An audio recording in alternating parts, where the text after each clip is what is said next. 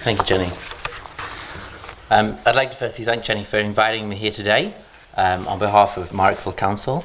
Marrickville Council remains completely opposed to the WestConnex project. We believe WestConnex is an outdated solution to Sydney's transport needs that will entrench car dependency, will divert funds from essential public transport and undermine livability. As far back as early 2013, Council voted to formally oppose WestConnex and the widening of the M5 East, and has continued to express its disappointment and disapproval of the entire project at numerous opportunities since then. Just recently, permission was denied for drilling on local roads in the St Peters area, applications which were applied for long before any permission was granted by the Department of Planning. Council believes that WestConnex, the planning process for WestConnex and the business case are completely inadequate. Induced traffic, for example, is completely and inflexibly assessed in the EIS.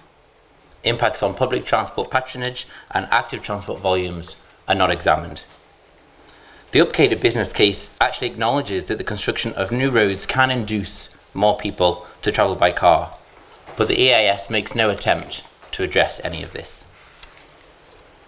The economic impact assessment in the EIS does not provide justification for the proposal whatsoever. And importantly, the economic impact assessment does not consider the negative impacts on urban form and livability.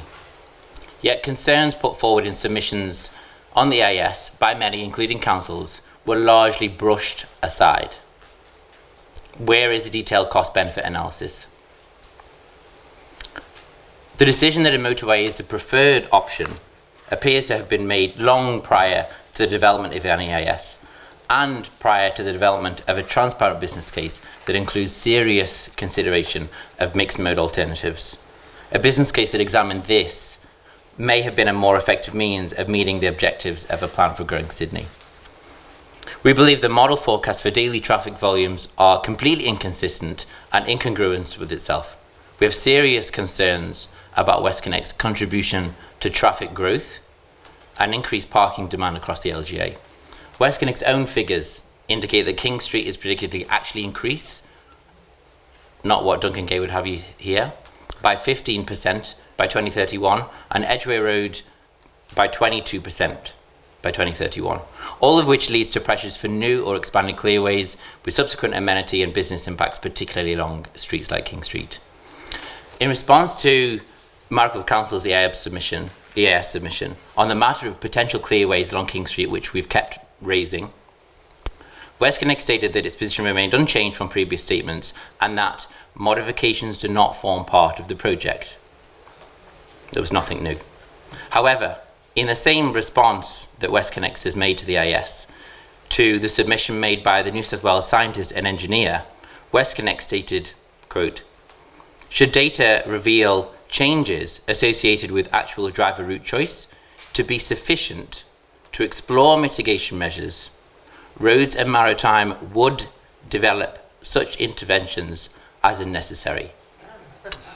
The threat to King Street and other local streets from clearways remains as prominent as ever. Even the much mooted travel time savings have been completely oversold. Data shows that WestConnex would save the average motorist 2 minutes 49 seconds. If the travel time savings of less than 5 minutes are excluded from the apparent economic benefits of WestConnex, they would fall by more than 50%. Our neighbours, Leichhardt Council, recently had the business case analysed by an independent body, which showed that the state government had failed to calculate the real cost of the project and failed to even realistically consider public transport alternatives. When questioned on ABC Radio recently, the Roads Minister told Robbie Buck, "When you commission a report, you basically get the report you ask for." Which he said because Leichhardt Council is opposed to WestConnex, then that explained why the report was so damning. Well, for us at Marrickville Council, that says a lot about the state government's own reports, especially the WestConnex business case. The proposed St Peters interchange and related roadworks are environmentally unsound and incongruent with efforts to reduce the impact on climate change. The proposals will not reduce local traffic volumes, but will dump thousands of extra vehicles onto local streets, damage the fabric of local community, displace residents, and threaten the vibrancy of our neighbourhoods. We need to move away from 1950s road solutions towards a more viable transport plan for a future for Sydney, one that's centred on reliable, attractive public transport, and one that actually addresses how Sydney can grow and prosper. Thank you.